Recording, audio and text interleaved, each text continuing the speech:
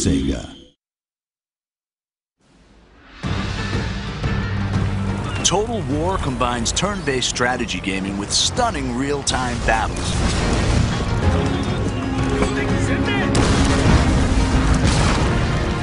Players take command of nations, armies, and generals as they battle for ultimate victory. With breathtaking detail and unparalleled historical accuracy, Total War allows the player to recreate and change the course of history.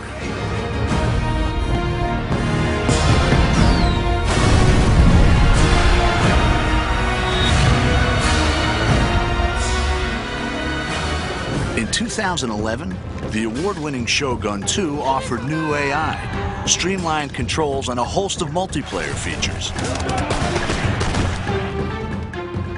In the Fall of the Samurai standalone expansion, the Creative Assembly have created the largest expansion pack ever for a Total War game.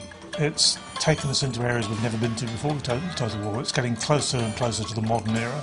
I think it's exciting because it's the latest any Total War game has ever been to the modern day, the closest any Total War game has been to the modern day.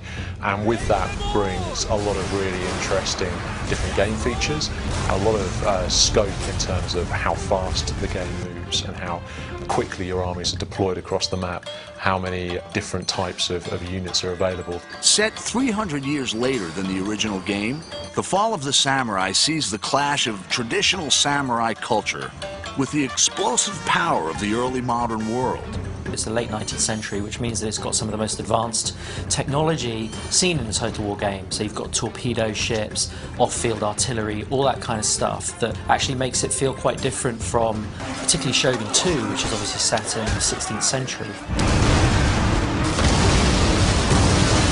This industrial age is the most recent period ever covered in a Total War game, offering new game mechanics to please and challenge fans. I mean, Japan actually started to build railways in this period or slightly afterwards. Railways on the campaign map have quite an important strategic influence in that they allow you to move armies incredibly quickly. So as you capture more and more of the territory of Japan, you can move your armies around very effectively, and it's really important for bringing your best troops to the front. Fall of the Samurai doesn't require the original Shogun 2 game, and easy-to-follow tutorials will show new players how to command the action. It's a standalone expansion, so it's not a game add-on as such, in that you need the original game in order to play it, but it's a fully standalone version of the game itself. The game begins with the Boshin War in 1869, a dramatic turning point in Japanese history. The ruling shogunate is trading with the West, allowing new ideas to change Japan. Growing unrest ignites rebellion, which threatens to overthrow the shogun and restore the emperor to power for the first time in 600 years. The shogunate had ruled Japan for hundreds of years, since the time of Shogun 2. But people were getting more and more agitated as the shogunate kind of opened up Japan to foreign influence. And so there was a movement called Revere the Emperor, Expel the Barbarians. And it eventually sort of boiled up into full-blown rebellion where whole domains rise up and try and overthrow the shogunate. The player chooses a clan and decides whether to remain loyal to the shogun or to fight for the emperor. Every clan has their own unique strengths and challenges, civilian, diplomatic, or military.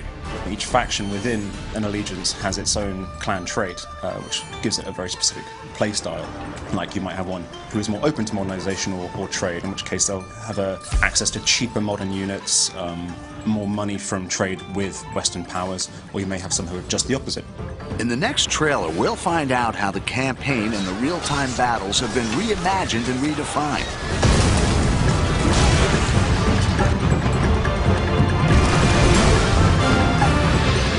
Fall of the Samurai is a whole new experience and an ambitious entry into the Total War series.